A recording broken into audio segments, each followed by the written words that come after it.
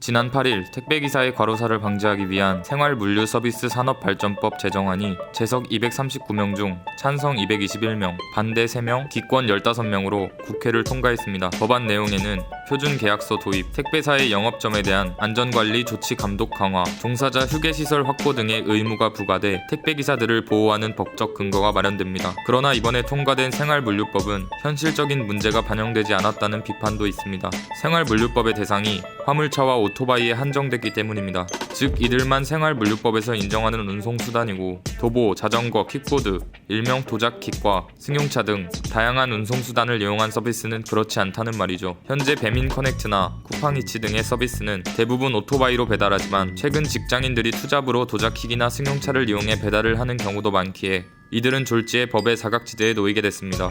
이에 신규 이동수단을 이용해 사업을 진행하고 있는 배달업체나 스타트업들은 자신이 불법 사업자가 되는 것이 아니냐는 걱정을 하고 있습니다. 우리나라는 법에서 정한 것 외에는 금지하고 있는 포지티브 규제를 쓰고 있기 때문이죠. 생활물류법에 따르면 화물차와 오토바이를 제외한 운송사업은 모두 불법이 되는 것입니다.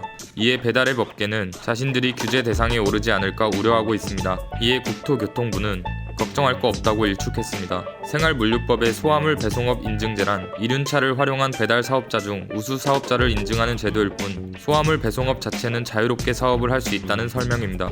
이는 곧 법 시행과 관계없이 배민커넥트와 쿠팡이츠 등의 배달업계들은 현재처럼 서비스가 가능하다는 말입니다.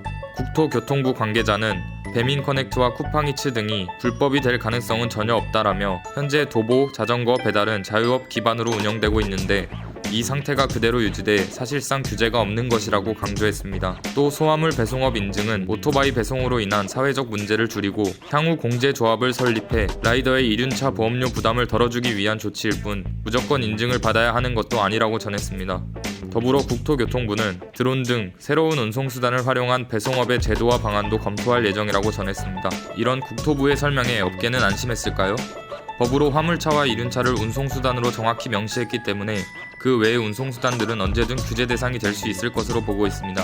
또한 이 법은 신규 모빌리티의 성장을 저해할 것으로 보고 있습니다. 택시 기사들의 반발로 혜성처럼 나타났다 사라진 타다처럼 말이죠. 배달업계나 소비자들의 효용을 보면 장기적으로 도작킥 배달은 더욱 활성화될 것입니다. 그러나 이들이 운송수단으로 인정받지 않는 이상 이들이 안심하고 배달을 할 기반은 마련되지 않을 것입니다. 또 운행 과정에서 발생하는 안전사고 등을 대비하기 위한 적절한 법안을 만들기도 어렵겠죠. 생활물류법이 제2의 타다법이 되지 않으려면 좀 더 현실적인 면을 감안해야 할 것 같습니다.